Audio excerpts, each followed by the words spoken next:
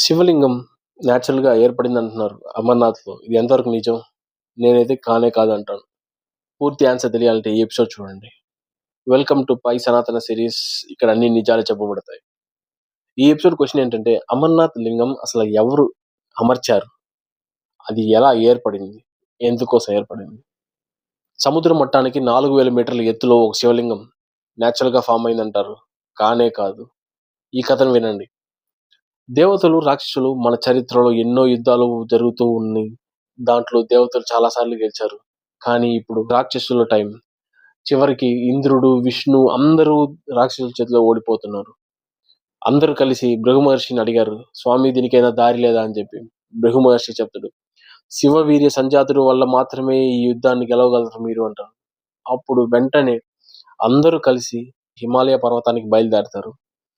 ఆ హిమాలయ పర్వతంలో నంది అడ్డుకుంటాడు, మీకు ఇక్కడ రావడానికి అనుమతి లేదు అని. శివుడు, పార్వతి సంగమిస్తున్నారు. ఈ టైంలో మీరు అడ్డుకోకూడదు, అసలు మేము పోవటానికి అనుమతి లేదు అని నంది అడ్డుకుంటాడు. నంది కోపానికి అందరూ సైలెంట్ గా ఉంటారు. వేరే దారి లేక లాస్ట్ కి పక్కన ఉన్న కశ్యపుని మహామునిని వేడుకుంటారు. కశ్యప, మాకేదైనా దారి చెప్పండి స్వామి అని చెప్పి. అప్పుడు కశ్యప మహాముని అంటారు, పరమేశ్వరుడు భక్త సులభుడు. ఎక్కడ ఉన్న వాళ్ళు అక్కడ ప్రార్థిస్తే అక్కడే ఆయన కనిపిస్తాడు కూడా అని అంటాడు. వెంటనే అక్కడ ఉన్న దేవగణం అంతా కలిసి ఒక శివలింగాన్ని ఏర్పరచాలనుకుంటారు. ఇక్కడ ఉత్త మంచు పర్వతం తప్పిస్తే ఏం లేదు. ఆ మంచు పర్వతంలో శివలింగం ఎలా ఏర్పరచాలంటే అప్పుడు ఒక ఆలోచన వచ్చి విష్ణు చెప్తాడు, కొండలోంచి వచ్చే ఆ పర్వతంలో నీరు మంచుగా మారుతుంది.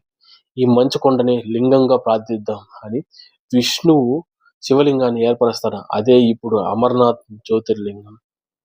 శివుడి కోసం తపస్సు చేస్తున్నారు. లాస్ట్‌కి శివుడు కనిపించాడు. మీ సమయం వచ్చింది. మీరు నా యొక్క పుత్రుడిని చూడాలనుకుంటున్నారు. కానీ మా వల్ల మాత్రమే కాదు, మీ యొక్క పాత్ర కూడా ఉంది అంటాడు. వెంటనే దీని తర్వాత జరిగే స్టోరీ మీకు తెలుసు. సుబ్రహ్మణ్య స్వామి పుడతాడు. అలాగలా. సో మన ఎపిసోడ్ క్వెషన్ ఏంటంటే అసలు అమర్నాథ్ లింగం ఎవరు? ఎందుకోసం? అమర్నాథ్ లింగం సృష్టించింది విష్ణువు. తర్వాత అందరు దేవగణాలు కలిసి ఒక లింగాన్ని ఏర్పరుస్తారు. అదే అమర్నాథ్ లింగం. ఎందుకోసం? దేవుళ్ళు అందరూ ఓడిపోతున్నారు. రాక్షసులు ఓడించడానికి శివవీర్య సంజాతుడైన పుత్రుడు వల్ల మాత్రమే వీలవుతుంది. అందుకోసమే ఆ లింగాన్ని ఏర్పరిచారు. అదే ఇప్పుడు అమర్నాథ్ జ్యోతిర్లింగం. నెక్స్ట్ ఎపిసోడ్ క్వశ్చన్, అసలు అన్ని గుడిల్లో శివుడికి కాకుండా మీకు అందరికీ రూపం ఉంటది. చేతులు, కాళ్ళు, తల, బాడీ అంతా. శివుడికి మాత్రం ఎందుకు లింగ రూపంతో? డౌట్ వచ్చిందా? దీని ఆన్సర్ మనం నెక్స్ట్ ఎపిసోడ్ లో క్లియర్ గా చూద్దాం. తెలిస్తే కామెంట్ చేయండి, తెలుసుకోవాలంటే సబ్స్క్రైబ్ చేయండి. నా పేరు director star. All my content shines like star.